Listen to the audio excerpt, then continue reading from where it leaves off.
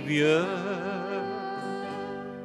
He is the same, the cleansing Lord. He is the same, the King of glory. He is the same, and He's living in me. In His name, Jesus, oh Jesus, Jesus, my Jesus, He is the same, the healing Savior. He is the same, the healing Lord. He is the same, the King of glory. He is the same, and He's living in me. Oh, hallelujah. Jesus, oh Jesus, Jesus, Jesus is the same, the healing Savior. He is the same, the cleansing Lord.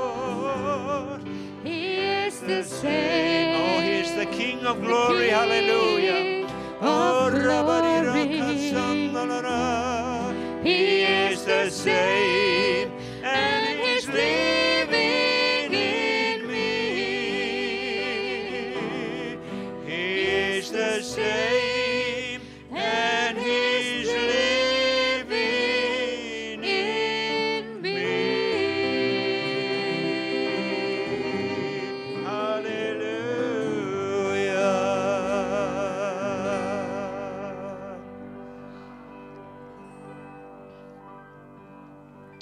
Amen.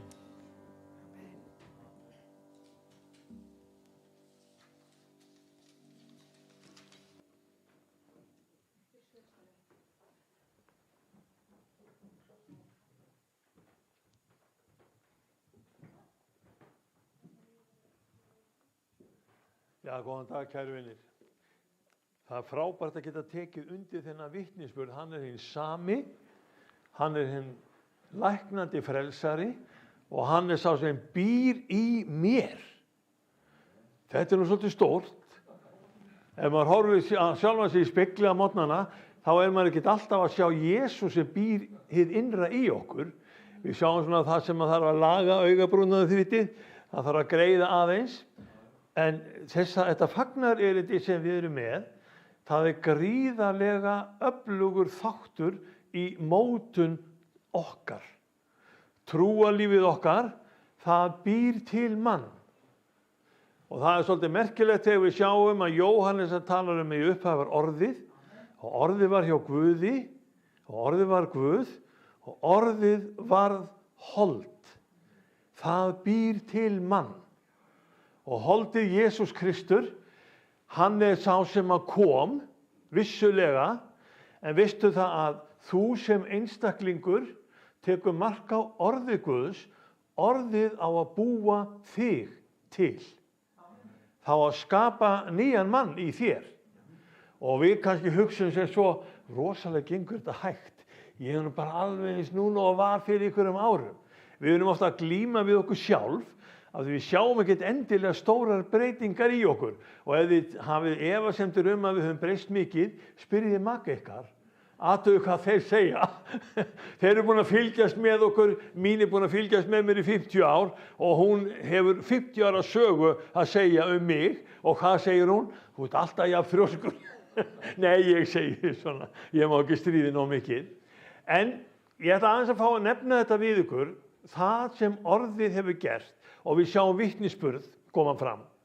Þá ætla ég að fara með ykkur á samkomu sem var haldin svona í kringum 42 til 46 eftir Krist. Við komum í postulasöguna, þetta er 13. kapitúli, þetta er fyrsta trúboðsferð Páls postula. Hann var sendur, gerður út af örkinni og hann eftirlega var alveg eins og góður íslenskur ferðamaður. Hann fer Miðjarðarhafið, því hann fer sólarstrendurnar, hann fer einmitt til Kýpur. Og hann ætlar að fara þangað, ekki til þess að liggja í sólinni, heldur flytja mönnum fagnar erindið Jesum Krist.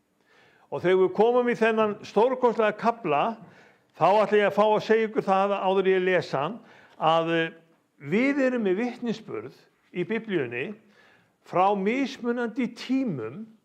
Við erum með Danielsbókina, hún er skrifuð undir herleiðingunni, þegar gyðingar voru undir herleiðingu Babyloniumanna.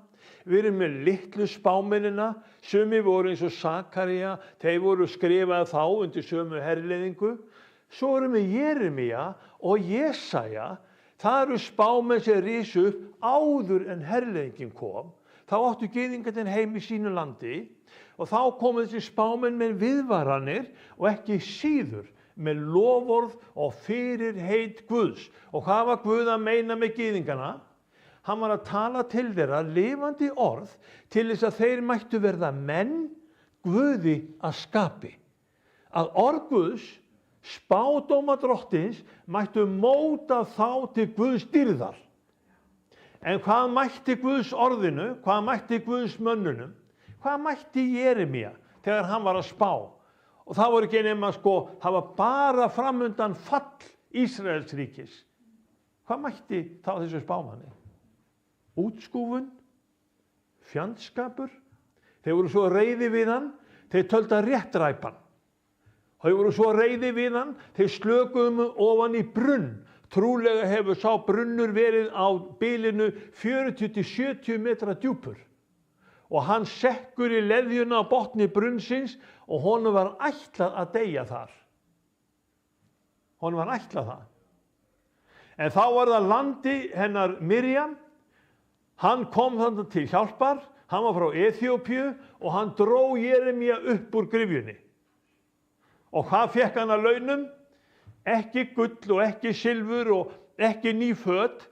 Hann fékk spádóm frá Jeremía að hann myndi fá lífsitt að herfangi. Hann fékk að lifa. Og hugsið ykkur, bara þetta miskunnarverk að draga hann upp úr brunnunum, það var til þess að þessi maður og saga þessa manns er geymd í Biblíunni. Hún er geymd hér sem sagnfræðileg staðreynd mannin sem kom frá Eþíópíu, bjargaði Jeremía og fékk líf sitt að herfangi. Nú erum við komin aftur til Pafos.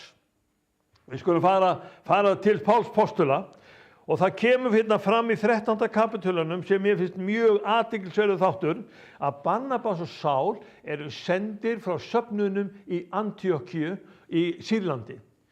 Og þeir eru þarna fyrst kallaði kristnir og þetta var söfnunin sem var að myndast mjög hratt og óx mjög hratt vegna þess að gyðingarnir voru að flýja frá Ísrael. Það var komin dómur yfir landið og það var ekki lífvænt í Ísrael þá. Þá voru menn að gefast upp, þeir vissu að Guð ætlaði að dæma Ísrael og þeim eru tvístrað út allan heim, samkvæmt spádómsorðinu. Og svo kemur í 33. versinu. Við sjáum hérna að þeir Páll og þeir fóru til Pafos og þeir eru að predika og það er alveg stórkostlega merkileg ræðan. Ég ætla að fara með ykkur í 32. og 33. vers. Það sem að haft eftir Páli postula. Það er, og við flytjum yfir þau gleðiboð að fyrirheitið sem Guð gaf feðrum vorum hefur hann efnt við oss, börn þeirra, með því að reisa Jesú upp. Svo er ritað í öðrum sálminum, þú ert sonur minn, í dag hef ég fætt þig. Og mér finnst svo merkilegt að Páll vísar til þessara atburða að Jesús var reistur upp frá dauðum og hann tengir saman spádóm, sálminn sem sami var á dögum Davíðs konungs, 1000 fyrir Krist.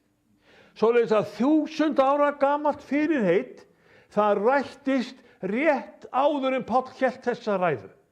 Páll var ekki viðstaddur upprisu Jesú, en hann trúði henni og hann bendir á tenginguna milli orða drottins í sálmi Davíðs og þess að Jesús Kristur var reistur upp frá dauðum. Og hvað hann að segja við þá á Pafos? Hann kallar þetta gleðiboð. Og það alveg frábært að við getum haft sem framhald af þessum boðskap, þá erum við í fótspor Páls postula að flytja ykkur sömu gleðiboðin. Og vitið það, systkini, þessi gleðiboð hluti af þessu söfnuði. Þetta okkar eign. Þetta okkar framlag. Ekki af því að við bjuggum þetta til, heldur af því að við flytjum sama málið í okkar tíð. Nú eru 1000 ár, nú eru 2000 ár, þá því Páll hélt þessa ræðu. Og við erum ennþá að óma af sama orði og steig út af munni Páls postula að við erum að flytja gleðiboðin upprisu Jesú Krist á sama hátt og þau voru boðuð í fyrirheitunum í Davíðssálmum og þangað til að þau komu fram á dögum Páls postula og þangað til að þau heyrast í Keflavík í dag. Við erum að flytja þessi frábæru gleðiboð. Nú segja menn, já, þetta svo gamalt orð náttúrulega. Þetta gamla orð, það segir frá því upphafi skapaði Guð himinn og jörð. Það náttúrulega mjög gamalt orð. Og þá segja menn, þetta nú alveg vissu það. Skapaði hann himinn og jörð, var þetta ekki bara allt saman sprenging og allt saman þróun og var þetta ekki bara allt öðru vísi? Í dag það álitin vera vísindaleg staðreynd. Athugið. En við erum að halda því fram að Guð hafi skapað. Svo gerðist það fyrir árið síðan, þetta stórkostlega sem ég búin að segja ykkur oft frá, að þeir sendu websjónaukan út í geiminn. Þetta æðislega flottur sjónauki sem að kíkja aftur í fortíðina og þeir að horfa mjög langt aftur. Þá sjá þeir engan mikla hvell.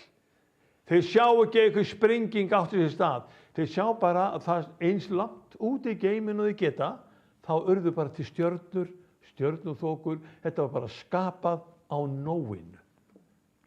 Síðustu fréttir, sem þeir hafa verið að segja okkur frá tunglinu, við erum búin að sjá tunglið svífandi hérna og við erum búin að njóta þess að vera fullt tungl undanfarna daga. Það tók við 9 klukkutíma að búa til tunglið. Og samkvæmt blaðinu Lifandi vísindum sem birtist fyrir nokkrum árum, þá tók það tók ekki nema 300 daga að skapa Júpíter. Júpíter 300 sinnum stærri en jörðin. Býtu, þetta ekki eitthvað ámóta það sem sagt að í upphafi skapaði Guð? Ef það tók Guð 300 daga að skapa Júpíter, það tók ekki Guð nema 1 dag að skapa jörðina. Við stöndum frammi fyrir boðskap sköpun. Og ég held því fram að Jesús Kristur, hann sé eigandi alls og það nákvæmlega samkvæmt orðinu, allt skapað fyrir hann og til hans og allt á tilveru sína í honum. Þetta okkar arfur, systkini. Þetta það sem við eigum. Þetta orðið sem að kennir okkur hvað Guð stórkostlegur.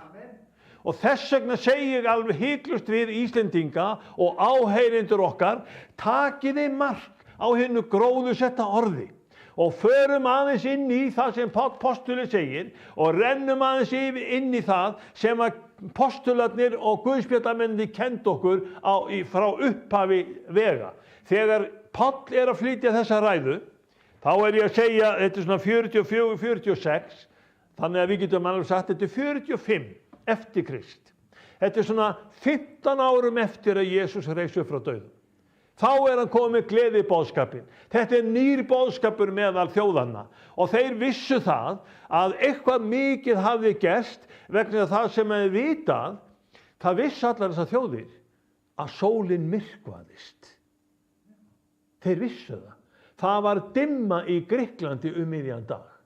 Hann var dimma á eyjunni Krít eða eyjunni Pafos. Það var dimma út allt þegar Jesus dó. Þannig að það var tákn og stórmerki á heimintunglinum. Svo skulum við koma núna af því að þegar við erum að lesa frásögu af Páli postola áður en að skrifa Kórinthubréfið. Hann skrifaði hann svona 54, áður en hann skrifaði Rómverjabréfið. Hann skrifaði það svolítið seinna. Þannig að áður en bréfin komu til, þá þessi ræða öll sömun sögð og Lúkas að flytja okkur hana. Komum síðan til þess að sjá hversu merkilegt þetta orð sem við erum með í Mattheusar Guðspjall, 1. kapítulan, og þá erum við að koma inn í jólaguðspjallið. Og mér finnst alveg dásamlegt að við getum tekið jólaguðspjallið frá Mattheusi og rennt yfir það sem hann hefur að kenna okkur. Og hvað hann að segja? Og takið eftir því hvernig hann fer fram. Nú bara stikla ég á 3 versum í Mattheusi 1 og Mattheusi 2. Það er 22. versið í 1. kapítula Mattheusar. Þá segir hann, allt var þetta til þess að ræta skyldu orð drottins fyrir munn spámannsins. Takk eftir. Allt var þetta til þess að ræta skyldu þau orð drottins fyrir munn spámannsins. Þannig að Mattheus, hann leggur grunninn að sinni rökfærslu að þetta var samkvæmt spádómsorðinu.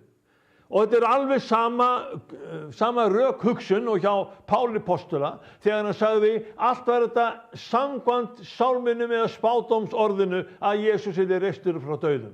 Og það sem við erum að tala hér, það orðið sem segir sjá mær mun þungu verða og son Alla, nafn hans mun vera Immanuel, það þýðir Guð með oss.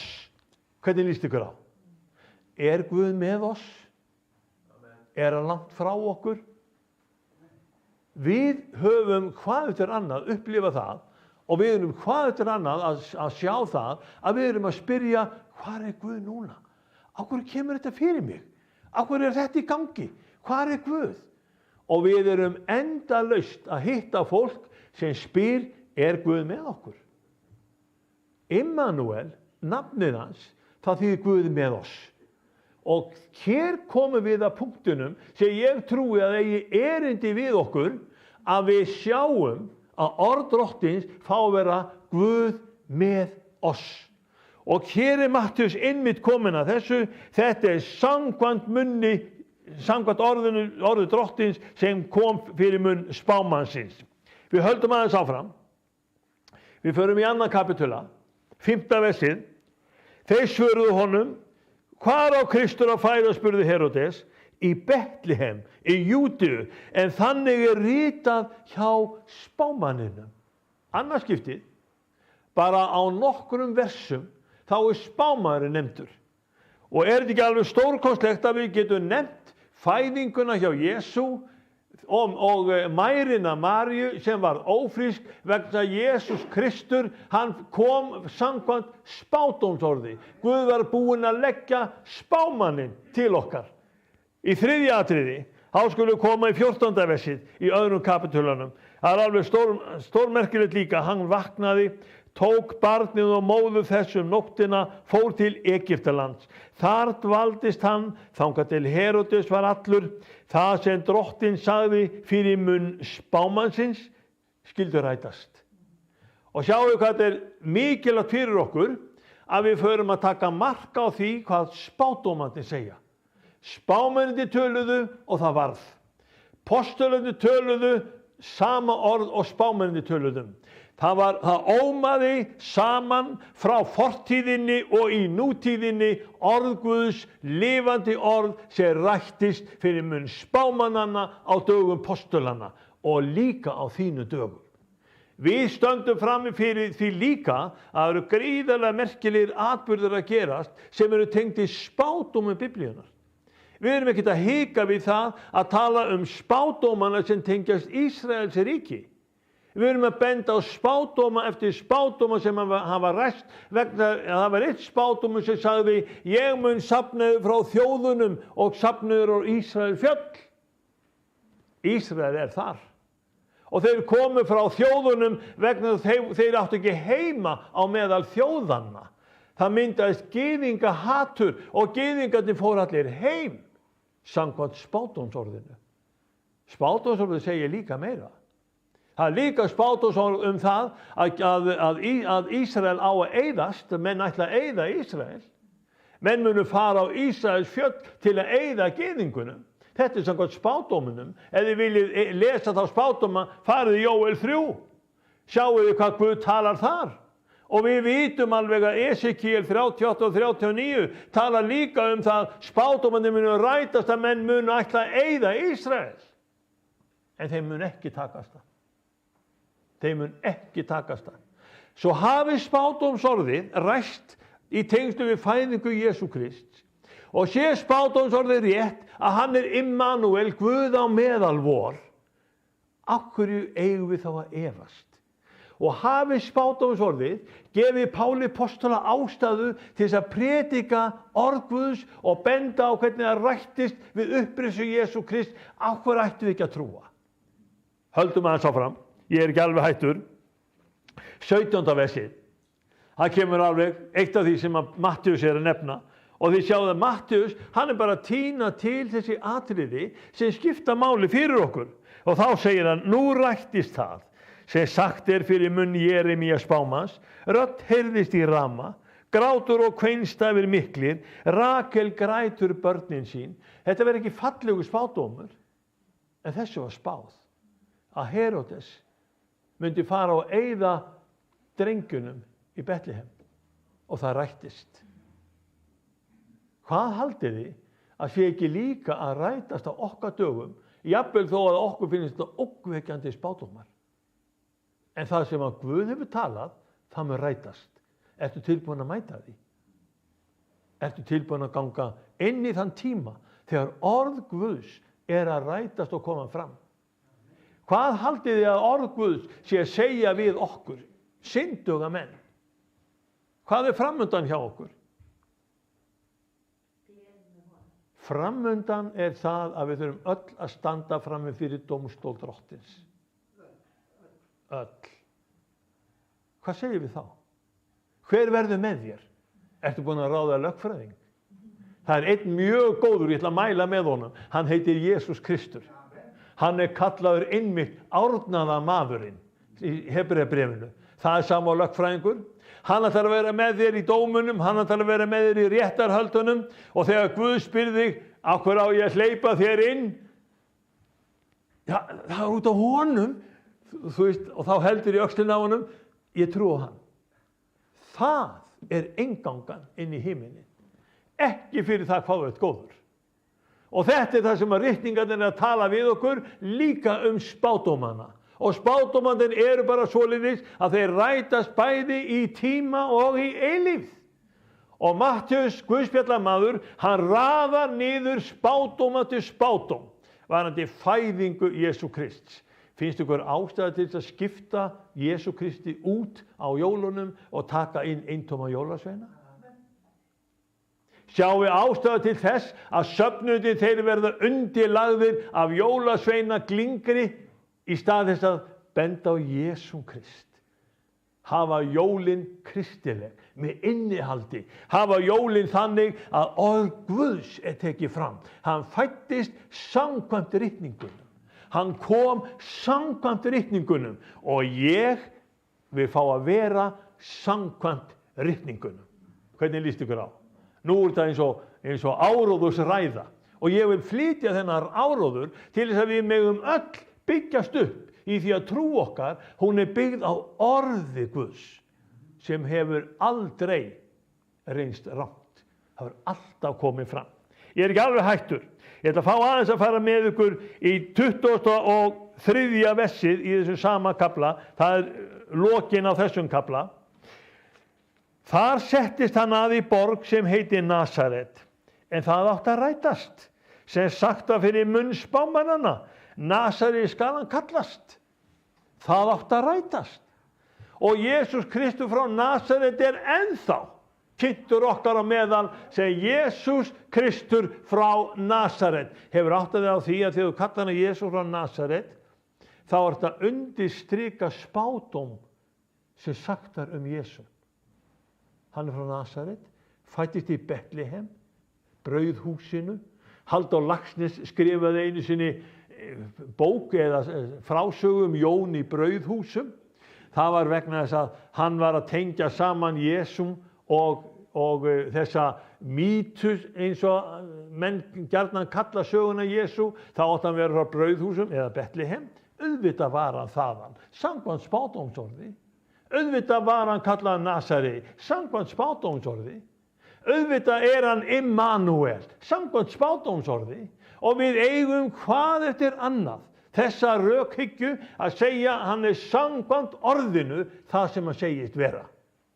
Og er hann það hjá þér og mér? Er hann það hjá þér og mér?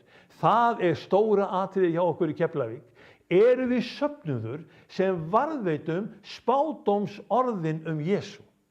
Ég tel að við eigum að hafa þessar samkomur og þess vegna að flytja ykkur þessa ræðu.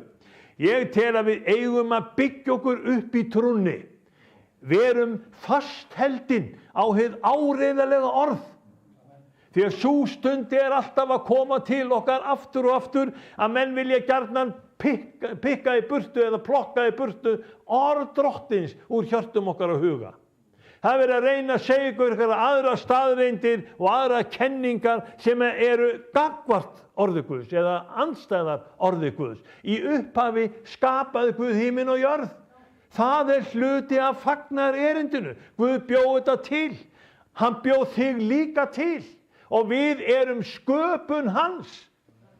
Við munum aldrei gleyma þessu. Við erum sköpun hans. Ef við erum sköpun hans, hvaða rétt hefur þá til okkar? Hvað má hann segja? Ég bjóði til, þá vil ég hafa það hér. Þið vitið hvernig þetta er með listamenn. Þeir búa til málverk eða glerlistaverk eða hvað sem til þess að selja þau. Og þeim ekki alveg sama hvert þau fara. Þeir vilja gjarnan að það fari til þeirra sem kunna að meta þau. Og það mjög gaman að sjá hvað listamenn eru oft á tíðum svona eigingjarnir á sín eiginverk. Þó þau selji þau, þá finnst þeir eiga verkin og þeir vilja alls ekki að þeir fara illa með þau. Haldið að Guð sé öðruvísi. Haldið að Guð sé ekki með sama marki. Hann sér þig sem mann sem hann hefur búið til og hann hefur eignarrétt á þér. Hann gefur lög og reglur til þess að þú fáir að lifa sem bestu lífi eftir því sem að hann hefur sagt. Hvað gerirðu þegar þið líður illa? Hvað gerirðu þegar sjúkdómar glíma? Hvað gerirðu þegar erfiðleikarnir koma? Erum við að tala við drottin okkur og frelsara? Erum við að biðja hann að hjálpa okkur? Og sjáðu bara meðan Jóel sem var að tala þetta við okkur áðan. Hvað gerði hann þegar hann var komin að ögurstundu og erfiðleikarnir blöstu við? Hann hafði hvergi annars staðar að leita hjálpa en hjá Guði almáttugum skapara himins og jarðar. Immanuel var þá með honum. Og skiljiði að við erum að tala þennan drottin sem mitt á meðal okkar. Koma nú aðeins inn í Mattheus 22. Förum í svona lok Guðspjallsins. Mér finnst það gríðarlega merkilegt atriði sem við fáum að vita. Af því að hér verið að vísa til Jesú Krist. Mattheus 22. Og ég mjög hrifinn af því hvað þessi Guðspjallamenn voru kaldir og ákveðnir í að tengja okkur saman við spádómsorðið. Vers 44. Mattheus 22, vers 44. Þá Jesús að tala og hann segir í vers 43-44 hvernig getur þá Davíð innblásinn andanum, kallar hann drottin. Hann segir drottin sagði við minn drottin, setið mér til hægri handar þangað til ég geri óvinni þínan fótskurð þinni. Og sjáu þið, nú ennþá verið að rifja upp hvað spádómandi segja og Jesús notaði þá. Hann notaði þá sér til málflutnings. Hann notaði þá sem rök til þess að rökræða við gyðingana þegar þeir voru að efast að hann væri sonurins lifanda Guðs. Og þá bara kemur þetta fram, drottin sagði við minn drottin. við eigum erindi með þetta orð til okkar sjálfra. Við verðum átt okkur á því að hann fæddist samkvæmt spádómsorði, hann var kallað Nasari samkvæmt spádómsorði og hann var sonur Guðs samkvæmt spádómsorði. Þetta allt saman í sama samhenginu að Jesús Kristur, hann vill líka gera þig að syni Guðs, að sínum þjóni, vegna þess að hann leið og dó fyrir þig samkvæmt spádómsorðinu. Við skulum fara núna í Jóhannes 8. Jóhannes einn af þessum spámönnum, einn af þessum postunum líka. Þar kemur fram hjá honum að hann að tala við samvisku konuna. Nei, það aðeins aftar. Það konuna sem var að grýta. En það allavega 58. versið í þessum kafla. Jesús sagði við þá, sannlega, sannlega segi ég yður, áður en Abraham fæddist ég. Áður en Abraham fæddist ég. Getum við séð það að Jesús Kristur hafi verið löngu áður en að var þessi líkami. Stefán, píslavottur, hann á dag sem kallar annar dagur jóla, hún Dísa var að rifja upp fyrir okkur daginn, það Stefáns dagur, annar dagur jóla, vegna þess að þá álitið að Stefán hafi verið grýttur á öðrum degi jóla. Og hvað segir Stefán píslavottur? Hann einmitt að tala Jesú sem var með Móse í gegnum eyðimörkina. Ef aðeins að fara inn í það, við finnum þetta í 7. kapitúla Postulasögunnar og þar einmitt Lúkas að rifja þessa ræðu upp og það gott fyrir okkur að einmitt að taka þessa ræður. Já, ætla að sé ekki, það 7. kapli. Það hérna vers 36. Það alveg stórmerkilegt. Þennan Móse þeir afneituðu með því að segja hver skipaði höfðingja og dómara. Hann sendi Guð sem höfðingja og lausnara með fulltrúa engilsins. Honum sem birtist honum í þyrnirunnanum. Það var Móse sem leiddi þá út og gjörði undur og tákn á Egyptalandi, í Rauðahafinu og í eyðimörkinni í 40 ár. Þessi sá Móse sem sagði við Ísraelsmenn, spámann eins og mig mun Guð uppvekja. Einn af bræðrum yðar, hann sá sem var í söfnunum í eyðimörkinni með englinum. Hann var með Móse. Þó að við sjáum það að samkvæmt því sem að Jóhannes talar og því sem að bæði nefnt hér hjá Stefáni píslavotti, þá var Jesús Kristur til áður en hann fæddist. Hann var til áður en við sáum hann í líkama. Hann var á dögum Abrahams, hann var við sköpunina, hann speki Guðs, hann viska Guðs, hann sá sem við erum að boða og hann sá sem gefur ræðunum okkar líf og gefur söfnunum tilgang. Það mjög mikilvægt að við áttum okkur á að þessi Jesús, hann vil búa í þér. Sá sem var við sköpunina, hann vil dvelja í þér, í þínum huga, þínu hjarta. Svo þetta alveg stórkostleg mynd sem við fáum. Hvað meira með spádómana? Getum við talað eitthvað meira þá? Eru spádómanir að rætast í dag? Ég sá hérna, prenta þetta út daginn. Ég veit ekki hvort þið áttið ykkur á þessu. Þetta skoðanakannanir á Íslandi. Ég held að hafi birst í, hvað var það? Þetta samkvæmt Hagstofu Íslands. Trúfélög. Hlutfall og mannfjöldi utan trúar og lífsskoðanafélaga. Og sjáðu hvað það rís. Þetta vitnisburður Íslendinga. Árið 2011, það hér, þá sagt að 59% Íslendinga hafi trúað á Guð. 59%. Það aðeins meira en helmingurinn.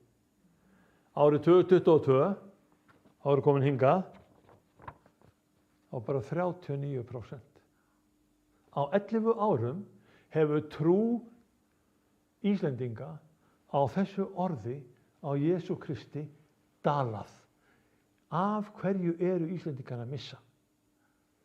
Hvað það sem að þeir sjá ekki?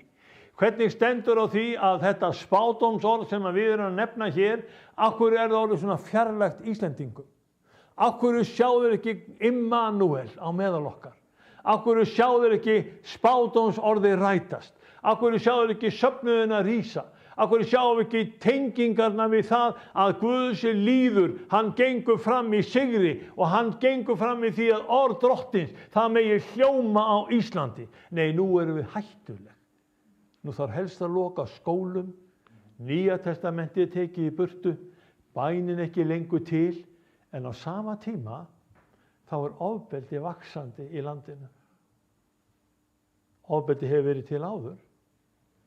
Við höfum sjaldan glímt við jafn mikið af kynnsjúkdómum á Íslandi og núna. Þegar guðleysið kemur inn, þá eitthvað annað sem fylgir því.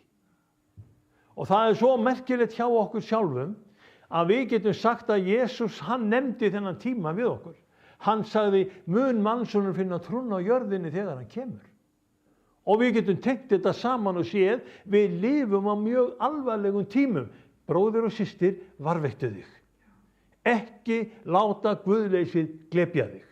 Bróðir og systir, byggðu þig upp í heilugum anda og þessari lifandi trú að eins og var á dögum Páls postula, eins og var kynnt á dögum spámannanna, eins og guðspjallamennirnir segja hann að vera, látt hana óma frá þínu munni, leyfðinni vera þannig að þú takir mark á orði Guðs. Nú þannig að við fáum alls konar upplýsingar. Ég fekk þetta rit í Ísrael ekki alls fyrir löngu. Ég var þar held ég í 2017, sá þessa bók, þeir voru gyðingarnir, þeir voru að kynna fyrir okkur verðandi Messías í Ísrael. Og þá var okkur gefið þessi bók. Okkur var sagt að undur og tákn og stórmerki hafa fylgt þessu manni. Svo kemur rúsínan.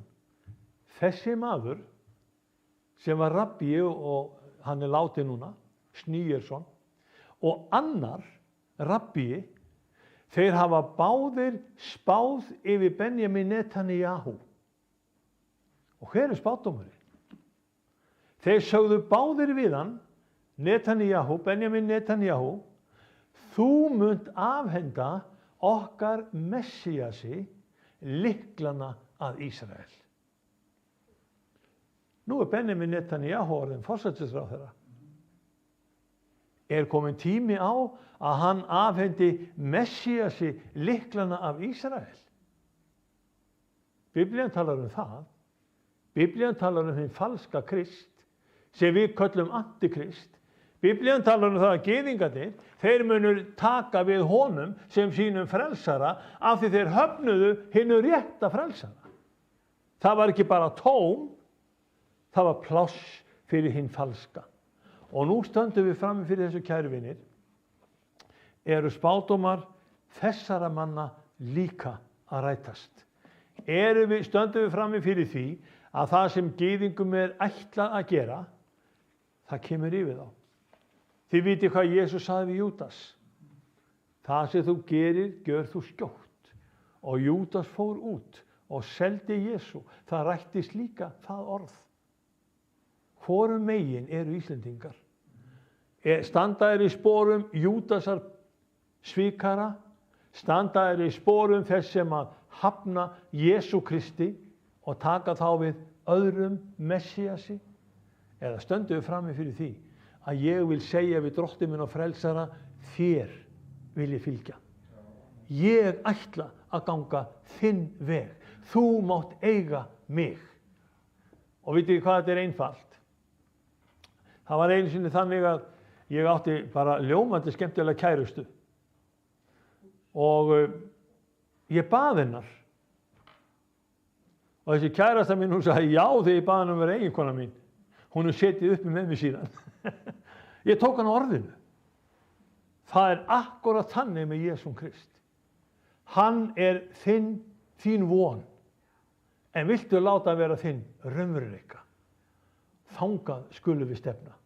Og þangað skulum við einmitt hafa dvölin okkar og sjá hvernig drottinn vill koma fram við okkur með sínum mætti, í sínu veldi og í sínu miklu dýrð. Heyri, amen. Ég er komin að endi minna ræðu og míns málflutnings, en mér langar til þess að við ljúkum þessu með bæn. Það skiptir svo miklu máli að orðið sem að við höfum, að við getum svarað því, af því ég trúi því að ég sé að flytja ykkur Guðs orð. Þið eru ekki að svara mér, þið eru að svara Guðs orðinu. Við skulum standa upp, gjöra svo vel. Og við getum sagt bara Drottinn minn og frelsari, þakka þér fyrir að þú ert okkar lausnari, hjá þér er fríð og hamingju og heill að finna. Þú ert sá sem lagði sjálfa þig sölurnar fyrir okkur, það var þitt blóð sem rann fyrir mig, og ég bið þig, Jesús, að vakning frelsisins komi yfir Ísland. Að þú vitir okkar lands, Drottinn minn, að í stað þess að landið það taki við óhamingju og synd og spillingu, að þá megi það segja, við viljum Krist, Jesum og hann krossfestan, við viljum fylgja honum. Og þakkaði Drottinn að hver sá sem heyri þessi orð mín, hann megi segja í hjarta sínu, Drottinn, vertu minn frelsari. Og þú munt alls ekki víkja burtu frá honum. Í Jesu nafni. Amen. Megi friður og náð Drottins vera yfir ykkur og með ykkur. Í Jesu nafni. Amen. Takk fyrir. Gjör svo vel, kæri minn.